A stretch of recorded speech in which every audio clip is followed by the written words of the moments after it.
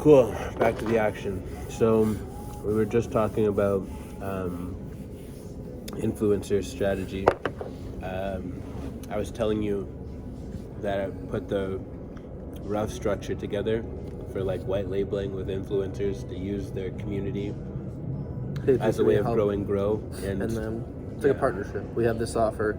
We want to help you, and essentially we have to do a little bit more effort for them, but like the effort they have is like they already have a community. Yeah. We leverage your community. We leverage our resources. Our resources is your community. Boom, boom, pow. Exactly.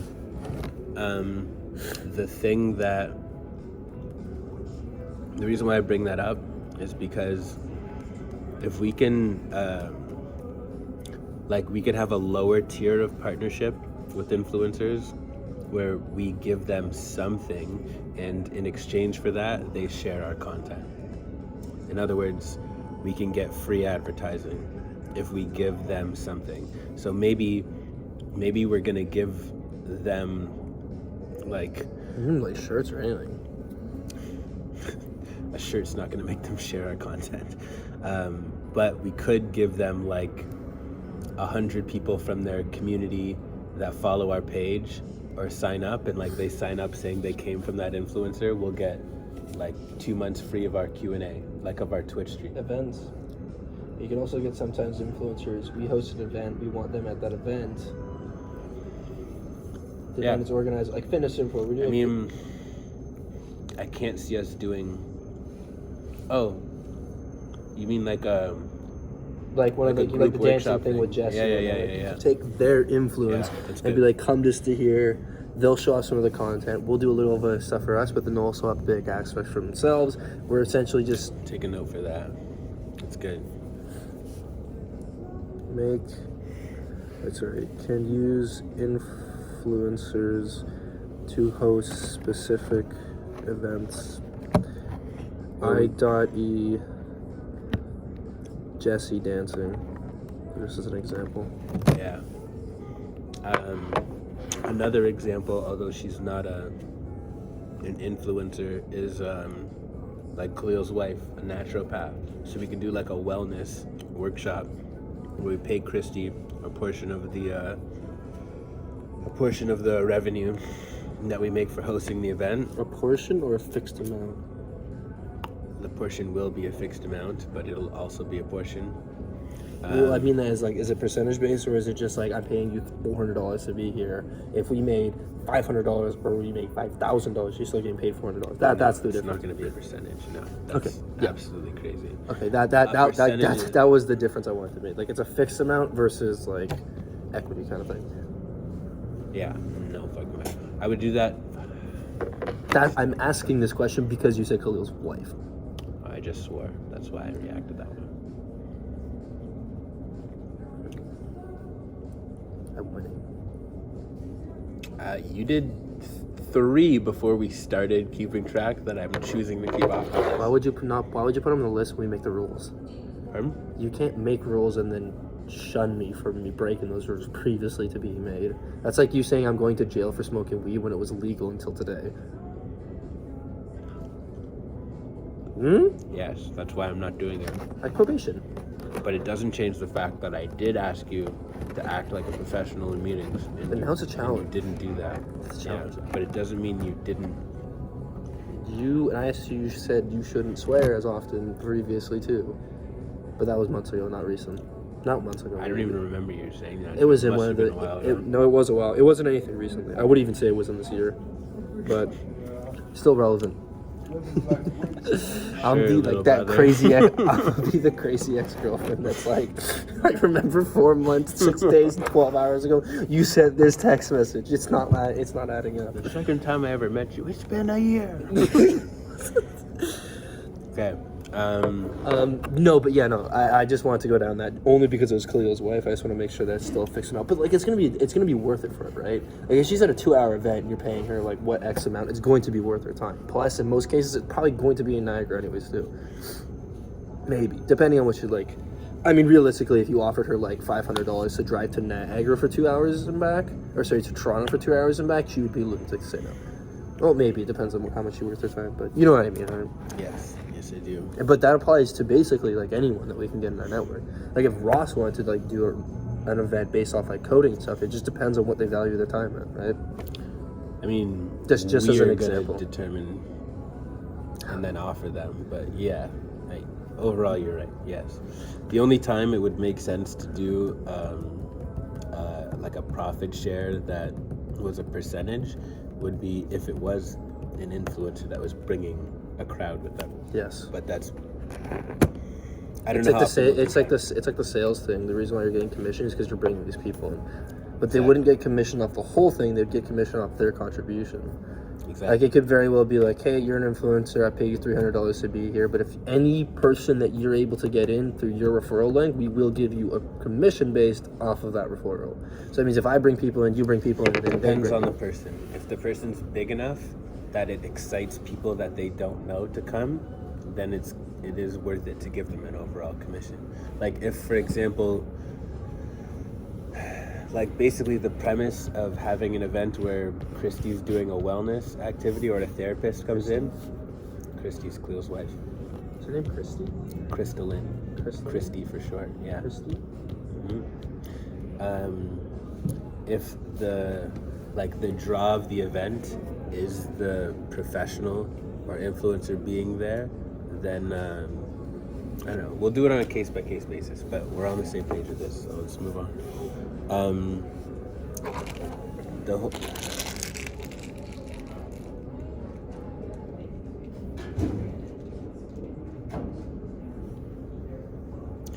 The whole reason that I brought up the influencer thing is that I think it makes sense to have a lower tier of partnership with influencers where we give them something that they can give their community in exchange for them sharing our content.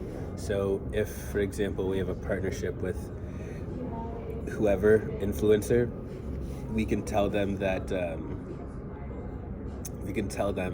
we're partnering with them so that the first, like, it's really common, you know, when you watch a YouTube video and they say like, we're partnered with BetterHelp, and if you type in, yeah, that's what I was just about that. It's like type in this, you might get like this much off of the monthly subscription or whatnot. Like all the basic stuff you see like everywhere. Grammarly, BetterHelp, the Raid Shadow Legends.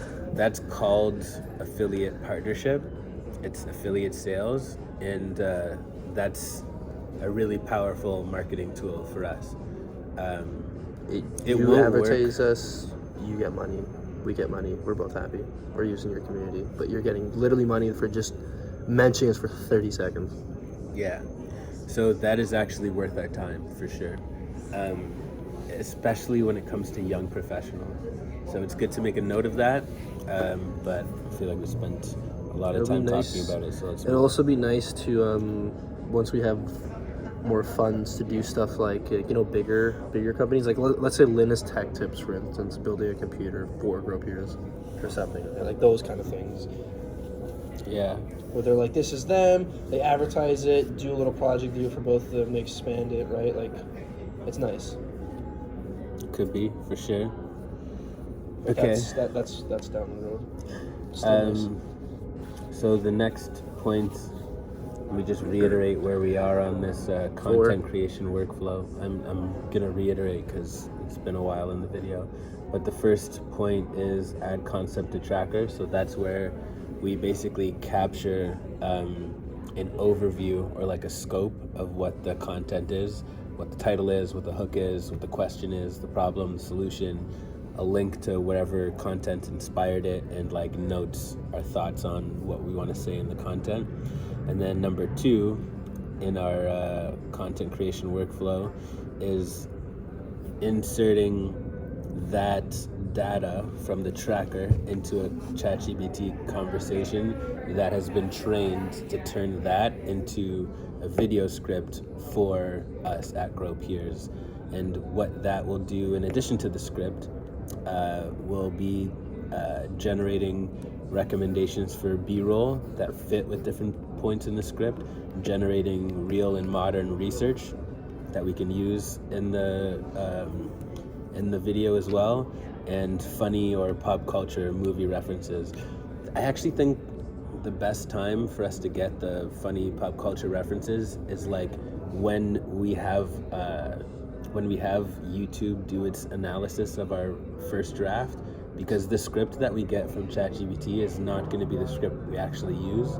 Like, it'll be a reference point, but not the actual script. But once we do the V1 and we're editing that, like that'll be, and then even after we do the final version of the script, like we'll upload it just so we can see where to add in B-roll. Do you not want to get, you don't want to get the pop culture references based off our script? No, because your script is what you're going to be using for the video, so what do you want? But we're not going to use it exactly. Like, it's just a... So like a what prompt portion for are we us. going to be using for that video then? So the script will basically be talking points for us, but I'm not interested in memorizing words for us to say. Like, the script is going to be... Do you remember when we were doing content before? What are you using to input to make that AI video? Okay, right now I'm talking about point 2, which is developing the script. And to develop the script, we're going to input the information that we put into the tracker. So if you remember, the tracker has those categories. Yes. Okay, so that information that the tracker captures is enough for it to generate a script, because my ChatGPT custom settings have any conversation that I start with ChatGPT already know a bunch about Grow. So I can just start a conversation with ChatGPT and start talking about Grow. I won't have to tell it what Grow is. And that's why my conversations with the YouTube summary that's trained, I don't have to be like, summarize the video and then apply it to Grow. It'll be like, what's Grow? You know, I'd have to explain it. I don't have to go through that process. So it already knows that. And I'm going to give you those custom settings. But my point is that because it already knows about Grow, if we insert a concept or a video that we like, it can generate us a script that we use as talking points that relates to Grow. That's what we're doing here.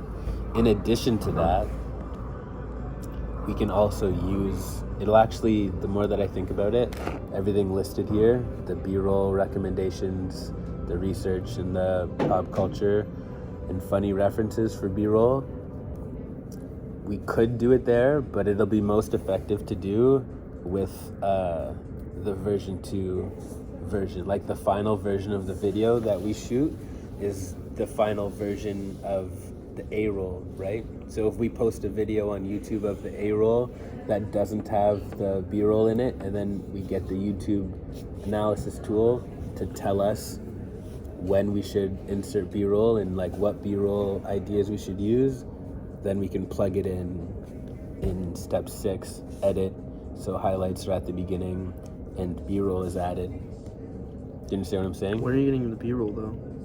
Where? When? Here, that's what I'm saying. So once we actually make the script, film our content, review it through ChatGPT with Mr. Beast and whatnot, get its reference, get its whatever its opinion on to change it. And the focus group. When we do V2 to film it, then we get the B-roll because now we know what we're actually talking about. Yes, that makes sense. Yeah, exactly. I was getting confused. Like, I'm like, the script, are you trying to generate these through ChatGPT without having the video? Like, that's where I was getting confused. I'm like, what? Yeah. And then that's why I thought you were talking about making the AI make the video. And I'm like, the AI makes the video, but you're saying don't use the script for that. And I was like, what are you giving the AI to make this video? Like, what are you actually putting into it? Yeah. So what we're putting into it is what we filmed. Mm-hmm. Which makes sense, right? Yeah. So now that we're on the same page there, let me reiterate the list. So concept 1, you don't have to write anything down because it's doing it for us. No, but, I was just going to transfer this after. Like, take this and just be like... Okay. So step number 1 in our content creation workflow is to add the concept to the tracker.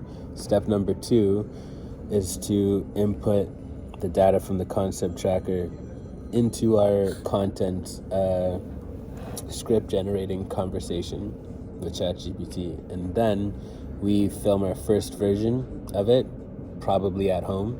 Yeah. Another principle that the reason why it says long and short here as a part of number 3 is that it's a really good idea to make short versions of content first, see what gets a lot of engagement, and then make long versions of the short content that got the most attention. But isn't it easier to take like long content and then make shorts out of the long content? Yes, and sometimes we will do that, but that's not a viewer.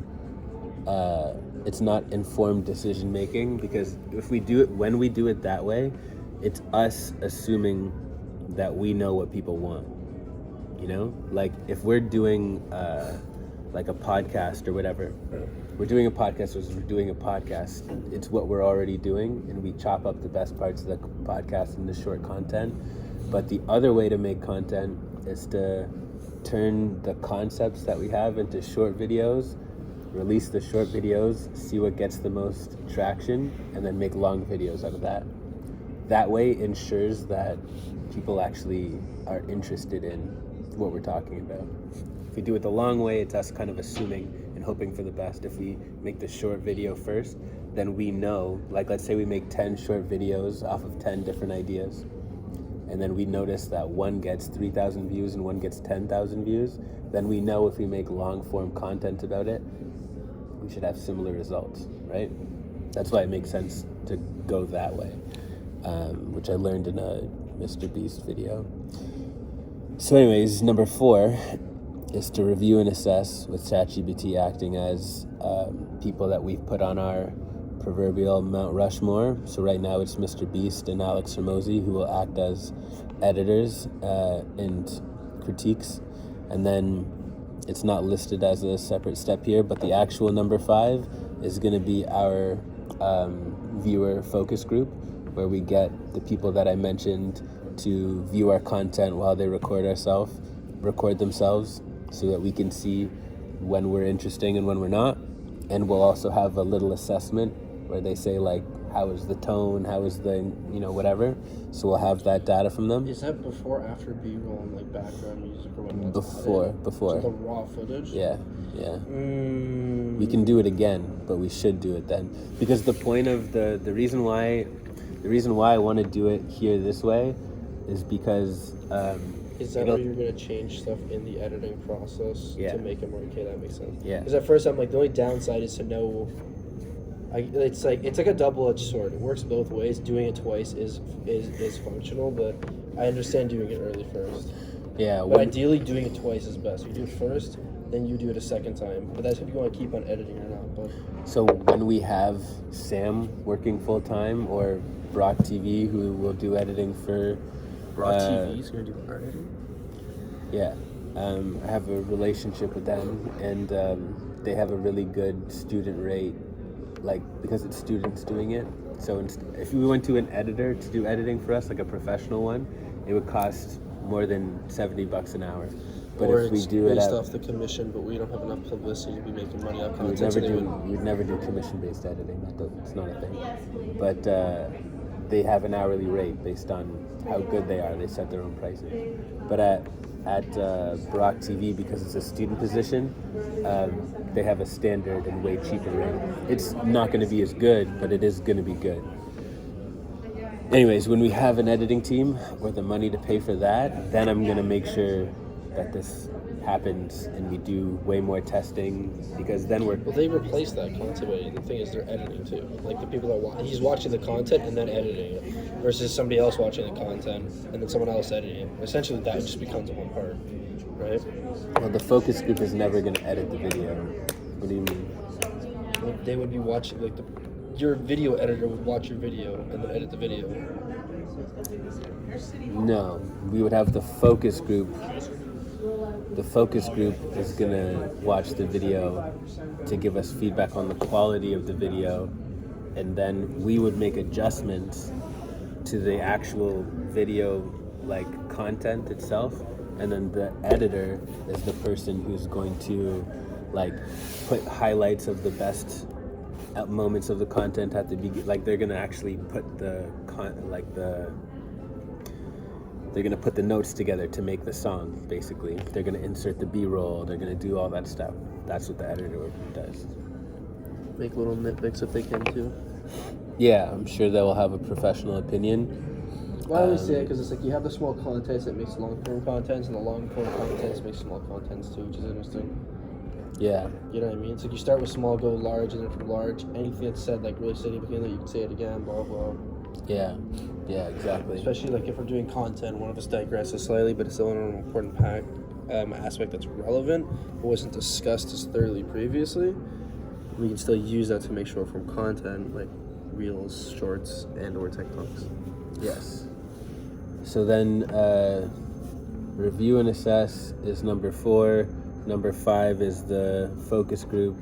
Number 6 is the V2, aka the final filming, which we'll do in Toronto. V7 is editing, so highlights are at the beginning, and just overall editing of the video, so adding B-roll, etc. And then number 7 is post. You want to write that down? Since this Don't need to. Oh, fair enough. I'll write it down later. We don't need to take any notes now. Cool. So that was the content creation workflow. I say we don't need to take any notes because it's gonna not transcribe the efficient whole to. thing. Yeah, and it's gonna exactly. So unless we're trying to learn and into anchor those whatever the conversation is, sure, but we don't need to take notes anymore. We have this taken care of. So now, growth strategy. This is no longer valid. No, it's actually completely valid still. The only thing that's not completely. The only thing that You blind? yes, Are you short-sighted? I need glasses. Yes, For short or long? whatever means I need to zoom in on things that are far away. So the first point on this is the one that doesn't matter anymore. Our new schedule for being on campus is our old schedule. We're really not changing it. Once to twice a week. If we have a shit ton, if we have a lot to do, I'm cool with us being on campus once in the week. Yeah. I do think we should be on campus. Just around. People are going to have questions, right? Well, just there's an energy that we get from coming downtown and having days like this, and content. I never want to go a week without doing version 2s of content. Or even at just least new once. content, meeting new people. And it's going to be interesting because I think about the experience we had earlier when those people came up. If I'm just on campus talking to people and somebody's like, I was just telling you about this, Rebecca. This is who I was talking about. Let's go talk to him right now because you're there. You're present. Yeah, exactly. You weren't just like a ghost, like a story that he tells his friends about, like the Loch Ness Monster, right? He exists, I swear. He exists. He's not a figment of my imagination. I'm not kidding you. I actually met this guy. Yes. So there's still value to being to having Toronto days. With me, it's a truck with stuff on it. It's not that deep. There's still value to having Toronto days. I still ideally want to have 2, and I think on a good week, I still want to come to Toronto 3 days a week so that we can do that much content, because I think content is king right now. I actually I haven't gotten to this yet in terms of telling you, but I want us to set a goal for content that we crush in advance of my birthday, because I want on my birthday to have a ton of content already on The website? Or just the on social social media, because I when we draw to the website, that's when all the social media platforms I'm gonna be like, well, not all. Nobody's of them, gonna but the main ones. realistically, nobody's gonna go on our website. Lucas is gonna go on the website the second I send it to him. Yeah, when I say realistically, I mean practically. Like, out of the people that are going to engage with the social media posts and the accounts and stuff, I mean, unless we have our survey and stuff up, which I don't think we will. Anyways, sorry, I'm getting distracted. I'm saying that I want to have as much social media content on our YouTube, Instagram, Facebook, etc. in advance of my birthday, so that when people go on our social media, they see a ton of content that they can interact with. That's the plan. Well, I need something to see. Like that's that's literally the main reason why I haven't put anything on my Instagram about showing off Grow Peers is because there's nothing on the page to see. And the problem is that if somebody clicks it once and there's nothing, I don't want them to. I want them to. You want them to see it for the first time and be like, "What is this?" and then have stuff to look at. Yeah, exactly. No, I agree. I agree. Very good. So the next point is combining young professional growth with international student growth. And what I mean by that is I want to target young professionals through LinkedIn, through all of the everything that we do for growth. I want to do it basically just as much for young professionals as we do for students. The only variance is, like, we're obviously on campus and primarily focusing on students. That's like, we're not going to walk around and start talking to young professionals at their office. But it's still interesting because if you know what year they are, it will be very interesting to host an event that has young professionals, let's say in hospitality management, with those that are literally about to graduate hospitality management. Yes, that is actually what I mean by this point. What I want to do is, so first of all, just from our respective friend groups, and because I still have a following from people who like know me through LinkedIn or through me being pres at Brock and stuff, like, it's going to be pretty easy to get a bunch of people's attention and some like early participation and grow. And then from your friend group will be however good it is. Focusing on that right away is going to set us up for some great early wins. And then what I want the networking events to do, which I get to later, right here, is mix young professionals with international students at our Grow Social events. We'll figure out how this affects the size of the event, but I love the idea of young professionals mentoring and inspiring international students, and in general students. You're like new to this job, you're studying for this job, and now we're teaching both of you how to network people. How did you get this job, right? Like, think about the question you could ask as a young person. How did you even get this job? Well, I actually just found it on, like, this website.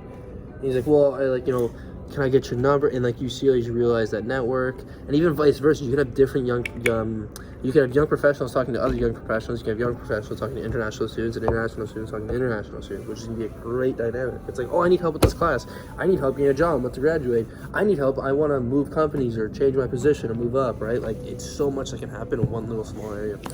Exactly. So what I wanted, doesn't seem like you need that, but the idea that the networking of that Grow Socials has grown into now is that I actually want young professionals that are a part of our community that are attending the networking events. I want to actually give them some recognition for being a peer mentor. Like, it's something that they can put on young professionals mentoring the international students, yeah. So if we have young professionals that are down to come to, like Sasha, that are down to come to our networking events, and their role at the networking event is peer mentorship, that's cool. And those people don't have to pay, obviously, because they're providing a service. But it is something that they can. $35. But them doing that, like, this is really dope volunteering that they can put on their resume as, like, I've spent time mentoring people. You helped host one of our events. So once you put that on LinkedIn, you can literally. Wouldn't say host per se, and that's the last free interruption. But what I do mean is them providing a specific role at the event being peer mentorship. Like, they're not hosting, we're hosting.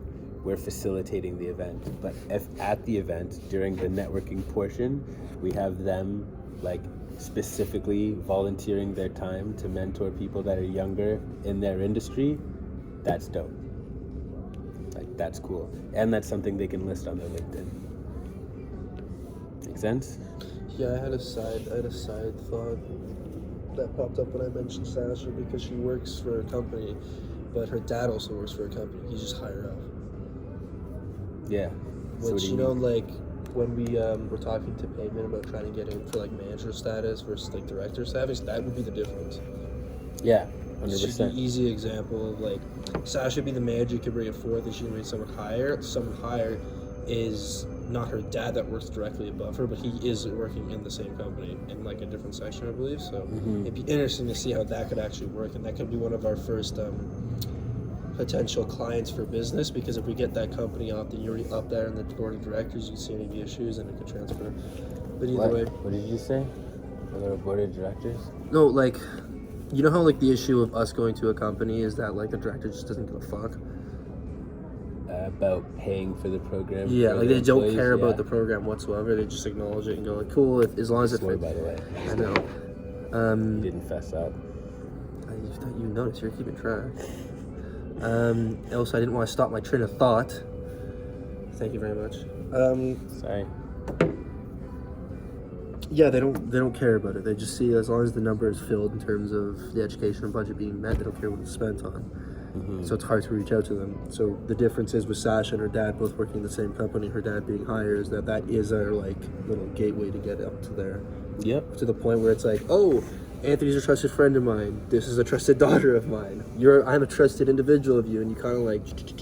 Yeah, 100%. But anyway, that was a digression, but it did come up when I mentioned her name in terms of a reference as a young professional, because she's a young professional. Her dad would be the mentor professional, and then wherever he stands in that company, he's still an access point. Still interesting to be able to come. Well, I'm saying I want the Sashas of the world to be peer mentors to the students. Yes.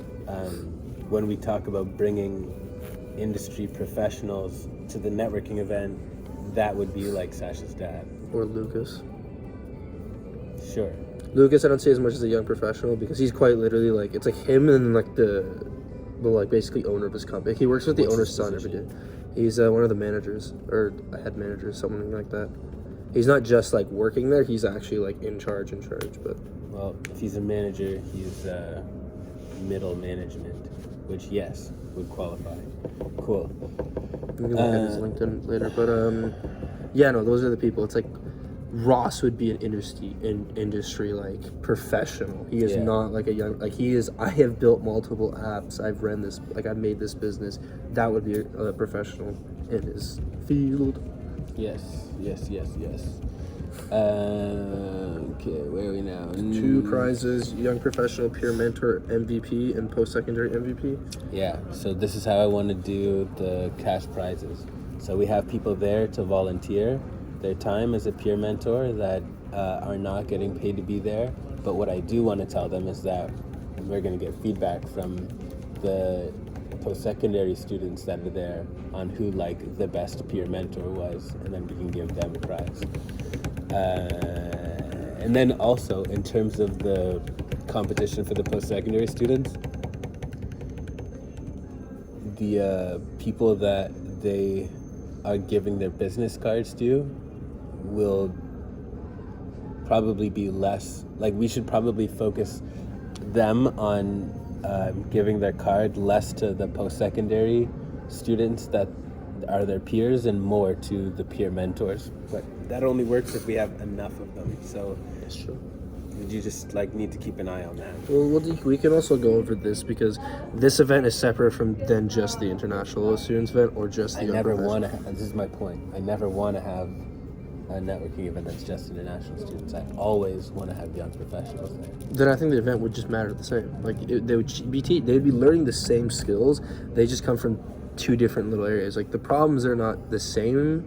Yeah, Not all the problems they have are directly the same, but they are correlated with one another, which is nice. They share interests, but they're not like, Yeah, they're different levels of your the same tire's problem. broken, my axle's out, right? Like Yeah. we're still troubled with the car we're driving, but there's Yeah. 2 different aspects. Yeah, That being exactly. said, okay, that doesn't make sense. We just have to change the cars, but the aspect of our game still is the same. How good were you at networking? Yeah. Right? exactly. Whether you're a young professional or post-secondary student doesn't change it, because if you're amazing as a post-secondary student, you're going to be amazing as a young professional. But if I was terrible either way, you know what I mean? If I'm bad at networking, it don't matter if I'm going to school or if I'm at the job I'm working. I'm just bad at networking in general. Yeah, exactly. How long does a video take? How long does a survey take? Depends on the content. Survey, how long does the survey take? so this is why I wrote it here, is I want to know, I want us to set a timer before someone starts filling out the survey when they're filling it out in person, because I just want to get a gauge for how long it actually takes for them to fill it out. I've been wanting to get a pocket watch. Cool. Interesting. No, but that's good though. Like I could like I'm always usually wearing my watch, so I can always just check this. Sure. Our phones also provide that service in a more... I don't like pulling my phone out while somebody's taking a survey because it looks rude as you're pulling your phone out. We went over this yesterday. We're not going to be talking to them when they do the survey necessarily. We actually want to give them privacy. So what you want to do is explain the survey, give them the survey either on their phone or on your phone, but if it's on your phone, before you give it to them, you set the timer and then you open up the survey and you give it to them. If you're sending them a link, then at the point that you walk away, because I noticed this happened to me yesterday as well, when I was sitting down with a student while he was filling out the networking event, while he was filling out the survey, like me being beside him influenced the oh, of course it is. It's just form. you feel nervous. You're like, yeah, you're being watched, so you feel obligated to not be as honest, you know. So I say all that to say, and this is actually a note that I made yesterday, is that I want us to get out of people's space when they're filling out the survey and just... You want privacy. Yeah, just be close enough that they can ask questions or whatever, Yeah. but far enough away that they don't feel like they're being, like, they're not going to be as honest, right? Cool, so... how long does a video take? What I meant by this is like we just created that workflow. Yeah. I want to get a feel for how long that workflow takes. Oh, like the entirety of the process, not even just the filming, but like the prep, setup. We'll also go down like us going to Toronto, setting up in Toronto. Like, Yeah. it's gonna be a general sense between like it takes like 6 to 10 hours or something right there. It depends, whatever the case is. We'll find out. Open mic at events. Yes. So, what I've been talking to Bij about this a lot. Bij has a real interest in doing. He wants to do improv, and he wants to do improv so that he can develop his like communication skills. Not improv comedy, like acting improv, like real improv. And Well, that is real improv, but not what we want. I mean, like, stand-up comedy is an improv Yeah. drama. Me just acting. Improv is just on the cusp. There is no pre-plan to it. There's no script. yeah. But that's why he wants like open mic, just talk about what's on your mind kind of thing. He doesn't want that. I'm making that up as a thing to add to our networking event. So like at the start of the networking event, we can say, okay, like we're going to be working on X, Y, and Z, but I want to see where you guys are at. So anybody who's feeling brave, come up. We'll give you the mic in front of everybody. And then just say whatever they want. Teach us about what you're learning about. Who's got the balls? If nobody does, then I'll do it. You know? But You know what would be nice to open the table too? If like we're there, I guess we're on the concerts, right? But if we have like people come in, someone like Yada, or someone like Zayn, or something that's not like in actual content all the time, it wouldn't be a bad idea just to have them come to the event for the event and have them be one of those people that comes up first to break the ice. Yeah, if they want to. Right? No, that's what I mean. Of course, if they want to, right? But like you get what I'm saying. Like people that are comfortable with this, Yeah, right? it's Just going to like be open to anybody that's there. Zaina and Yada are going to be young professionals on the list. We're going to have students there too. Open mic is open for whoever. And the cool thing about it is we're going to record them, and then we're going to do the whole analysis and feedback thing that we do for ourselves on them. So that's the advantage of people being brave, is like you're going to get a coaching session out of it. that would be insane. Exactly.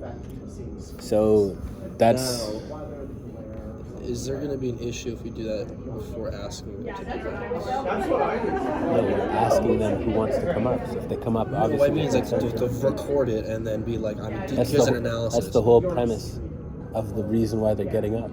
They're getting up so that they can participate and get some feedback on their presentation skills. So We can do Like- it right then and there. Yeah. I'm just gonna record it, and then you just see me in the back on like a tablet. I think we would Would you want to call them later? yeah, we'll follow up with them. We'll see how it is, right? It'll be too it'll be too distracting. I don't want to do it on the spot. Because we'd have to upload it to YouTube and blah blah blah. It's gonna take too much time. But I want to do that at the beginning, and then There's so many of them that this time. so I want to do it at the beginning. But then also, now we were talking about like if there's a tie for the scores of the networking competition. Yeah. So if there's a tie, we're gonna make them all do this, and that's how we're gonna pick the person who wins. So if there's a tie. Oh, you're going up there, and you're Yeah. just pitching to the whole crowd. Exactly. That's sick. And then they'll get feedback too. Yeah. And then Makes we'll be sense. able to we won't do the full analysis on the spot again still, but we will. Actually, it give wouldn't be a them bad feedback. idea if they are one of like. It's just going to take too long. No, okay, no. No, sorry, on the spot, no. But I mean, is like if they were one of the people to go up in the first place, and then they were also to be one of the top 5 that tied to go up again, I think it would be beneficial to see the difference at the beginning versus the end of the actual event. For sure. 100%, For right? sure. It would be too cumbersome, like it would take too long to I wouldn't try to do give that them there, an that would- analysis, but I do like the idea of following up 100%. I know that that's a unique case, but that would be enough. Like if I went to this and I went on stage at the beginning. You would do it for sure. no, but then I win, have to go on stage again, Yeah, dude. yeah. And then one of us comes up and was like, "Oh, by the way, I did this analysis to see Yeah. like how you presented, Yeah. right here at the beginning Yeah. versus at the end. Like to see that improvement would be insane." Yeah, and actually, I just had another related idea. It would be really awesome if, like, the thing that they did when they stood up, or maybe this is just better to do as a part of the Growth MBA, but it would be cool to have like a. It would be cool to have like a. I was just imagining at the networking event having the people that were in like the finals get on stage with us and like have some type of interaction with us. Like it could be a debate, or it could be like a speak off or something, you know, where they have to like show off their skills, not just in like presenting an intro, but like convincing us or something, or selling us on something, you know, like something where they're actually That would be interacting with us. interesting. It would be really fun. What if Cool. I get on stage and tell someone that depression is only a perspective? It's not a mental disorder. You would just, oh my god, motherfuckers would go off. Would go Yeah, off. I'd probably be the one to debate you on that, just for the fun of it. Oh, But yeah. anyways, you could just sit there. so yeah, open mic at events, reward for top 5, opening of the event. Yep. Q&A. Q&A at the Grow Social. Anything they have questions for, which when they do the content would be pretty nice, but that's like that's I'm kind not- of open mic, but not to the extent that you're trying to do with that idea. Yeah. I don't want to overload this event because I'm having it there as like a filler thing. I think it would be a good to have as a resource for people that went to event to just ask questions and maybe get answers as like a form afterwards, not at the actual event. Well, Like when you're doing feedback, it's like, do you have any questions that you want answered? Maybe. sure. Like this Sure. would tie into like the monthly thing, like when we answer some questions, Yeah. right? That's To what I make would wanna content do. out of it, that would make more sense. Because you're right, if we put Yeah. too much stuff in this event, it's gonna be like a 4-hour event. It's gonna get taxing. Yeah. We don't need it to exactly. be that long. We still want it to be concise. Like ideally, if we could do 2 of these events in a day, it would be amazing. But that would be an event-heavy day. That would be a lot. I think what we're gonna end up doing, hopefully, is like the events are just bigger. Like if we have 80 people at an Uh-huh. event instead of 40, then we can get a bigger space and make it a longer event and include the Q&A, and like it's Yeah. way more worth. We also have to the take into money as consideration well. these events are happening, but we also are going to be, I guess, going to come to a point where we're going to have these events going. We're also going to have like the MBA program going at the same time, so we have to make sure that those aren't like conflicting to one another. Yeah, I mean, eventually I'm gonna have enough confidence in you for you to run one of them while I'm at the other one. But yes, in general, we definitely have to keep an eye on that. No, but that's what I mean. Like having these events later in the evening. But if you did, like if we did the course, like as you would, like 8 hours a day, like 6 hours, whatever the case is for like the actual like MBA course, and then this event we go to afterwards, whatever. I wouldn't mind doing that, to be honest, because You're teaching one thing and then you're going to the event. That makes sense. But I just mean Yeah. like the time frame can't be conflicting because of how we have the event organized. Like if everyone's available on Tuesday, we need to make sure that that Tuesday slot is not going to be on a day where we're going to be teaching our curriculum. we'll see. Eventually, like once you have your purple belt, I'm gonna be I like yeah, it comes right before black. Once you have your once you have your purple belt is gonna basically be when I say like go do a thing while I go do another thing that's customer interaction-y. At that point, like I would be fine saying do the growth MBA or do the networking. I probably want you to do the networking event, but anyways, It's going to be good. at a when certain both of us point are it's not going to in the be same- fine. Yeah. And that yeah. grows to the point where other people are not doing that too, which is nice. I don't think I'm ever going to want other... no, that's not true. I will eventually want other people Like, doing it's going to come everything. to a point where, well, this is going to get fun when one of us is in BC, one of us is here. Yeah. So, LinkedIn, IG, Facebook, TikTok, and X's, Twitter. I hate it, Sales but yes. strategy. I What is actually our like sell? it. So, what is our sell? We now have the answer to because we have those 4 services. The ROI resonates. What's ROI stand for? Return on investment. Okay. So what they get for their money. So the $10 monthly subscription All to the content we Twitter. give, questions are asking, right? $35 event, get the networking skills, blah, blah. What are they getting for the money they're spending? Exactly. Spotify, I spend $15, I get unlimited music 24/7. Yeah, exactly. So this is an interesting thing. I did like this one. This is basically going to be an editing room thing that we do after the final version of content, but we would basically need to make the video all AI because I think it's going to look bad if we record a video in English and then have an AI voiceover in another language. I think it's going to look bad. It might look fine. We watch dubs in anime and they look fine all the time, so maybe it's gonna look fine and no one will But notice. also there's subtitles and whatnot too, right? Yeah, We are but primarily going into an English country right now, so the only issue to solve this is, like, very long term, is to just have other people hosting them that can speak those languages. yeah. But, like, as of right now, depending on how it looks, like you're saying, the best case is just subtitles in different languages. 'Cause I it's think no the different- best version is an AI voice. Speaking over, yes, Yeah, but that like is right the best now, version. it is very common to watch something in a language you don't understand and then read the subtitles of it. Like we watch. I know it is, anime. but it's not. I wouldn't say it's best case scenario.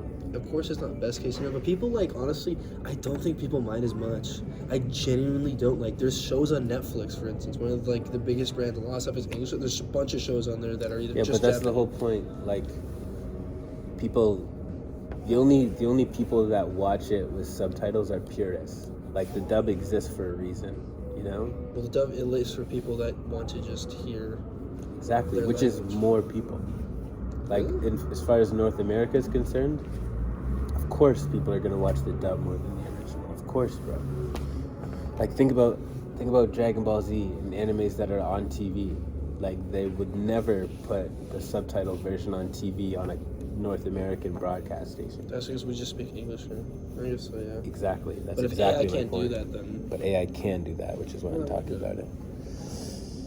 Cool. So, Punjab, Mandarin, other top languages. yeah, Punjabi is What's actually Punjabi? Like, is that with like? it's an Indian dialect. Okay. Mandarin is a Chinese dialect. Other top languages. So another thing we can actually add to the form is what languages they speak. But actually, fuck that. Never No, mind. do not fucking put that in. We're Yeah. gonna see that. Yeah, we both just swore. Young Yeah, 'cause professionals. both of us what do just they? had that moment of like, Yeah. that is extremely stupid. So just in general, I want to have some conversation around what young professionals want. So what came to mind is job experience, volunteer experience also comes to mind. Job experience, photo, assessment, make content, and be shown how. Mentorship, streaming with question Q&As. Yeah, so particular to so the photos, obviously a LinkedIn headshot. Assessment of their like self-assessment or like professional assessment. So the psychometric, like the performance assessment I was talking about when we were getting off the train, that basically gives them a baseline for like how set up for success they are long term. That's what I mean by that. We're eventually going to have that assessment on the website, and so people will just go onto our website and it's going to say, take our quiz, take our performance quiz. People do the quiz is going to ask them how they respond to stress, how interested they are in learning, like blah blah blah, and then we'll put a note in it. But I do want to talk about that a bit more because I don't know if $20 is like just too much for what they're getting out of like something so simple. it's not simple at all. And there's a free version, and then there's an extended version. We'll deal with that. We'll deal with that later because it's just the price tag of it. Like, this is an established industry where this is common pricing. So I'm happy to chat about it, but like, this is. I don't want to digress off of this right now. I have what I want to talk about it, but I just don't want to go down that trail right now because it's gonna take us from here. This is common practice, though. Let me just tell you. But anyways, the make content point here. So this is